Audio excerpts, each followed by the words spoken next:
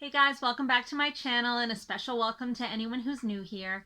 My name is Jessica Ward King, also known as the StigmaCrusher, and here on this channel we deal with issues of mental health and mental illness from my twin perspectives, as a person with lived experience of bipolar 2 disorder, as well as a person with a PhD in experimental psychology. Sound like your jam? You are more than welcome here. Please remember to hit subscribe, and if you'd like to be notified each and every week when I post, please hit that notifications bell as well. And remember to like and share widely. And if you comment, I will always respond. So please do comment in the comment field down below.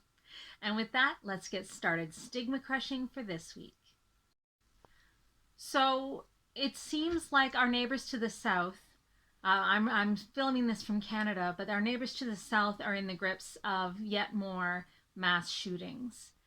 And the very first thing that people think of, that the governor of Texas thinks of when there's a mass shooting, is that this senseless violence must be perpetrated by someone with mental illness. Even when it's clear that there was no sign of mental illness in the individual at hand before the event, still it's blamed on mental illness. And I'm here to tell you that that's just wrong. There is a toll on mental health from these shootings. Mental health needs to be in the conversation, but not in terms of the perpetrator.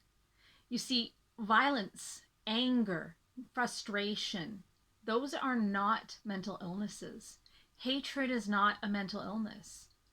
Those are completely inexplicable in terms of how such senseless violence could happen. But to immediately jump to the idea that someone who is violent must have mental illness is just wrong. We know that people with mental illness are more likely to be the victims of violence than they are to be the perpetrators of violence. Does it sometimes happen that they diagnose one of these shooters with a mental illness? Yes, it does sometimes happen. But the vast majority of persons with mental illness do not commit violence. They do not have anger that they act out on. They do not take their frustrations out on other people. The vast majority of people with mental illness do not buy guns and use them on others. The vast majority of people with mental illness simply exist trying to fight their mental illness and trying to be productive members of society. The mental health issue here is the aftermath of this senseless violence. The issue here is the children and the parents and the teachers and the community down in that school. That's where we need to have more mental health supports. That's where we need to respond with more funding to mental health, with access to mental health supports for the underprivileged, for young people and children. That's where the issue of mental health comes into this topic, not at the level of the perpetrator. And I hear some of you thinking and saying to yourselves, how could anybody who is in their right mind commit such senseless acts of violence? They're senseless by their very nature.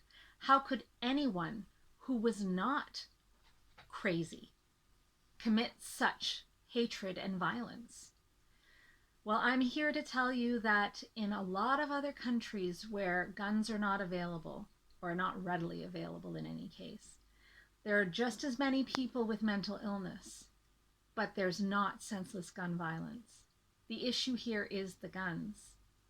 The issue here is not mental illness. We need to have those mental health supports in place. Yes, absolutely.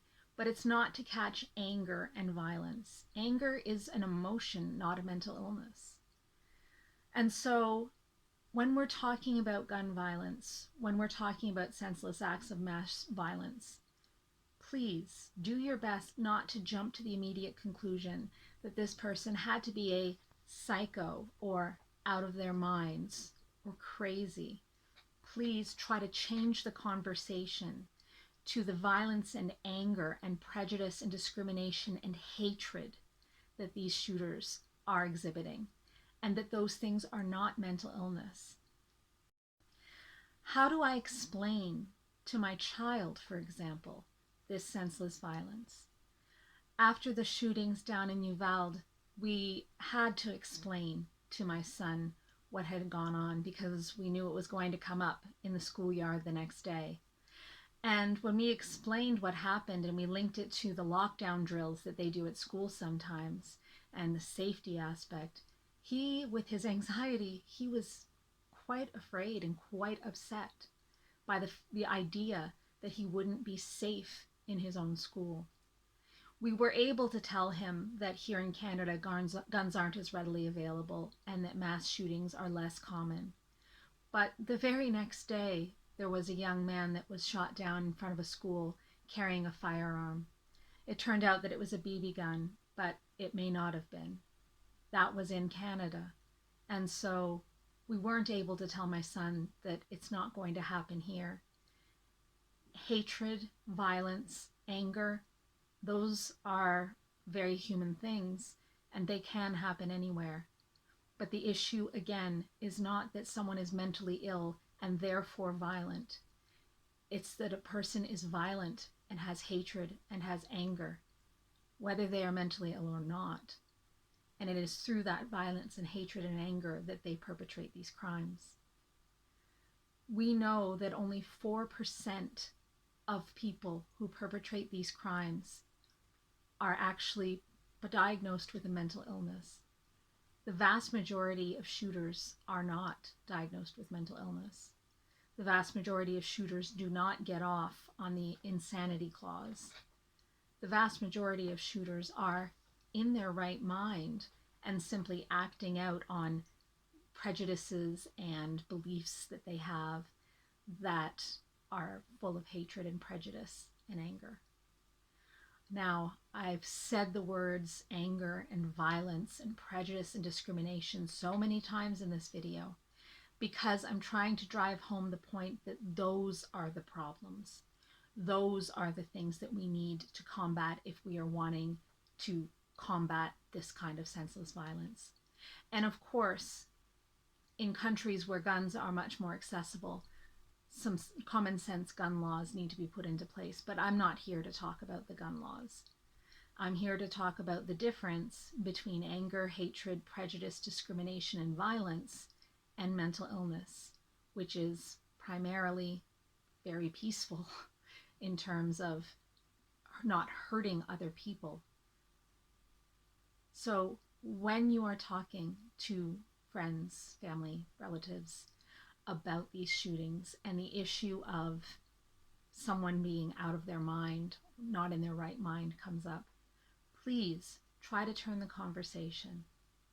Absolutely, let's discuss mental health and increasing mental health supports in these communities in the wake of this violence. The people who have been affected, and indeed we can be affected like my son was, even here, even so far away from the violence. Those are the people that we need to support, not because we're worried that they're going to grow up to be shooters, but because we want to support and help them in their journey to have good mental health, to feel psychologically safe in the communities that they live in. That's what we need the mental health supports for, psychological safety, to support those in the community. This topic is so near and dear to my heart. I've already done a video last year about violence and mental illness, which I will link down below. But it's near and dear to my heart because as a person with bipolar disorder, when I disclose my diagnosis, I sometimes see hesitation and perhaps even a little bit of fear in the eyes of the person that I'm telling. They're not sure if I'm unstable. They're not sure if I might lash out or do something impulsive or rash that's not thought through. They're not sure how my behavior in my mental illness might affect them and their children and their families. I often see a little bit of hesitation and fear, and that's why this is so near and dear to my heart. When we tie mental illness to violence and prejudice and hatred and anger, we further stigmatize mental illness and the people that struggle with mental illness, and it makes it more difficult for people to come out and get help. If they're afraid that they're going to be thought of as unstable, as potentially violent, and angry and hatred-filled people, they're not going to want to seek help. They're not going to want to admit to themselves or to others that they have a mental illness that is this horrible thing that could result in senseless acts of violence. Nobody wants to be associated with that. And so, in our minds, if we jump immediately to the link between violence and mental illness, that is an absolutely spurious link. But if we jump to that immediately, we are further stigmatizing people who have mental illness and who need to be getting help and support. As you can well imagine, the StigmaCrusher here is very aware of the stigma of mental illness. And each time we have this conversation, the stigma grows. We should be trying to reduce the stigma. We should be trying to talk about mental health supports for the communities. We should be trying to talk about how we can be psychologically safe in our own schools, in our own workplaces, in the grocery store, at a parade, wherever we have seen these senseless acts of violence. People should be able to feel psychologically safe, and they should be able to feel safe to get help. So don't perpetuate the stigma. Remember, in these conversations, turn to the fact that the violence comes from anger, hatred, discrimination, prejudice, violence, and not from mental illness. I'll get off my soapbox now, but I just had to respond to these events. Take care, everyone. Have a great week. Stigma Crusher.